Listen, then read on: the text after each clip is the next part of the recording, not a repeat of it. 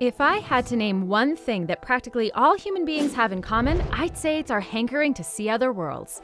To explore alien landscapes with several suns in the sky, unimaginable geological formations, and weather phenomena that may be deadly, but also incredibly cool. Today, we're closer than ever to realizing that dream. In recent decades, astrophysicists have proved that these worlds are out there, the exoplanets, just waiting for us to visit. It'll be a few decades before this is possible, but that doesn't mean we can't learn more about them. In previous videos, we explained the super clever methods being used to detect and measure them, even though they're trillions of miles away. Now, it's time to reveal what we're learning. Exoplanets are enormously diverse, though not in terms of shape.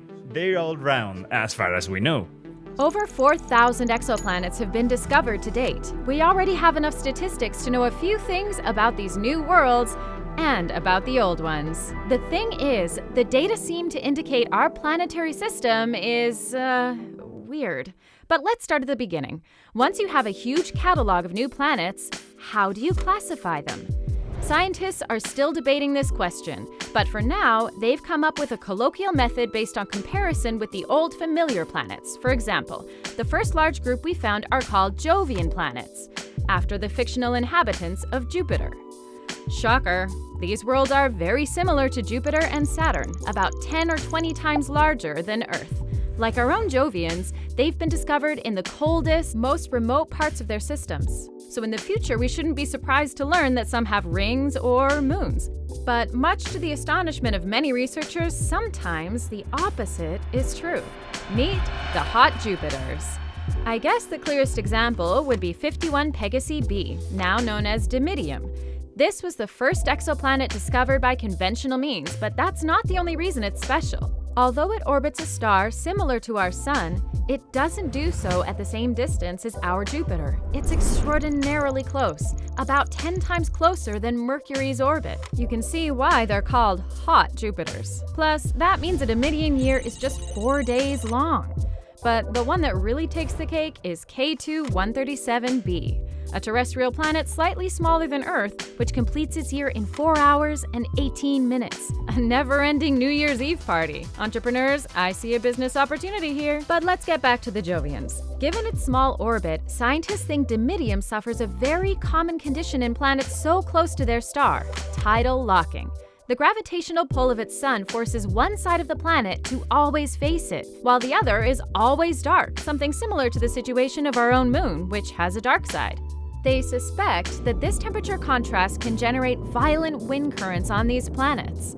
In ideal conditions, the theory is that these forces create a jet along the equator, where the air moves at supersonic speeds. In fact, we've already been able to estimate wind speed on some of these planets. For instance, on HD 209458b, unofficial name Osiris, superstorms moving at a rate of several kilometers per second have been detected. That's over 15 times faster than the strongest hurricanes recorded on Earth. We also know for a fact that Osiris's atmosphere is evaporating, leaving a tail in its wake like some gigantic comet. An amazing spectacle we might be able to see someday. That's precisely what we are studying, atmosphere loss. Because planets are formed, but just as stars evolve, we think the atmospheres of planets also evolve. Earth's atmosphere is a secondary atmosphere. It lost its original atmosphere, and later this one formed, and we think is due to the effect of the star. The star acts on those atmospheres, and that atmosphere is lost. If it's a very massive hot Jupiter, the mass of the planet is also a factor. Because if it's quite massive, it's capable of retaining the atmosphere, but on smaller Neptune-type planets, we haven't found any puffy Neptune-like planets near a star. However, we have found a lot of much smaller planets. We suspect some of them are the cores of planets that used to be gas giants but evaporated, as they didn't have enough mass to retain their atmospheres. Jovian planets are also fascinating because they represent the boundary between the rocky spheres we walk on and the thermonuclear spheres that illuminate us, the stars. Astrophysicists aren't quite sure how to classify some of the most massive bodies they find. Are they supersized Jovians or brown dwarfs? Brown dwarfs are failed stars, bodies without enough mass to trigger the chain of nuclear processes that make stars work. the way their relatives, red dwarfs, do. They're capable of fusing some elements so they can shine, but they're not the real deal. Further study of the heaviest Jovians will go a long way towards settling the debate of what exactly is a planet. Of course, another important type of exoplanet is terrestrial planets. As the name suggests, these are rocky planets resembling Venus, Mars, Mercury, and Earth with similar sizes and masses. Not much more to tell. The problem is we haven't been able to analyze their atmospheres yet. In order to observe Jupiter's atmosphere, you need to take all the light that reaches you from the star and separate one photon from the 10,000 that have passed through the atmosphere. When you are dealing with an Earth-type planet, you need to separate one photon out of a million. So there are 3 orders of magnitude, which is why we need much larger telescopes. But here's the interesting part. Up until now, we've only talked about things we already knew, what already exists in our solar system, Jovian and terrestrial planets. But when we look at our catalog of exoplanets, we find a bunch that don't fit in either category. Let's sort them by size. This group of big planets are the Jovians. I'll put Jupiter, Saturn, etc. in there for the sake of comparison. On the other hand, these little ones fit the description of terrestrial planets, so I'll compare them to Earth and company. Now, can someone tell me where all these intermediate planets go?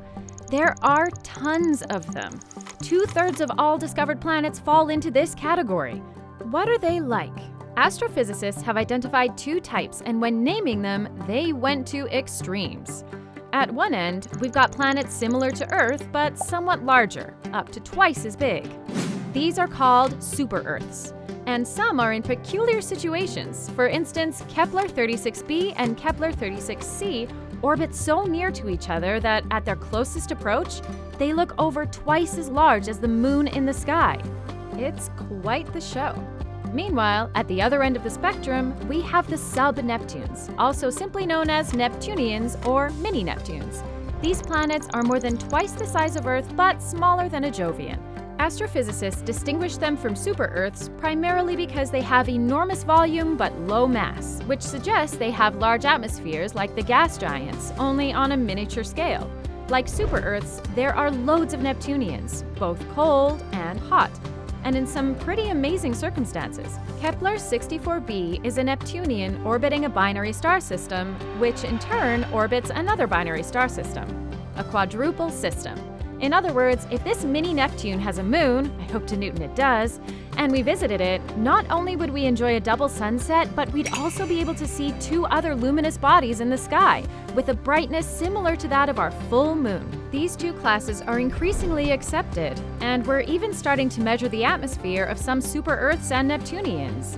But there are researchers who believe that some of these intermediate planets belong to a 3rd category, water worlds or ocean worlds, where water or a substance of similar density covers a significant portion of the planet, all in order to explain certain spectra or justify how they were formed.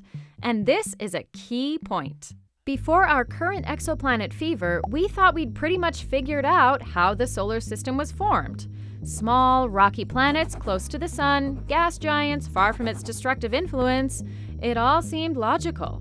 But then we started discovering ultra-hot Jovians and Neptunians almost kissing their stars, systems with planets so incredibly huge or unbelievably tiny that we can't explain how they're even there. And to top it off, we learned that the 2 most abundant types of planets in our galaxy aren't even in our system. We live in a weird solar system. We've been eating vanilla ice cream all our lives and just discovered the existence of chocolate and strawberry. Why? Is there a reason for their absence, or is it just a coincidence? Some researchers believe the catalog is the issue, that our archive is still biased, and the methods we're using today are particularly sensitive to small stars or very large short-period worlds. Maybe with better instruments, our solar system wouldn't look like such an oddball. We need to have good statistics, and we are starting to get them now, with a sample of 4,000 exoplanets, and determine how sensible our instruments are to each type, so we can try to correct those biases and get a better idea. But it's obvious that smaller, rocky planets orbiting far from their star are going to be very difficult for us to detect. We always need to keep that in mind. Even so, just like many other scientific fields in the past, today planetary astrophysics is still sort of at loose ends, which means scientists have their work cut out for them. they have to rethink their understanding of the rocks we walk on or will walk on someday. Which brings me to this question. Could any of these planets be habitable or even already contain life? If so, how can we find that out from here? We'll talk about that in the next video in this series. And remember, if you want more science, just hit the subscribe button. Thanks for watching.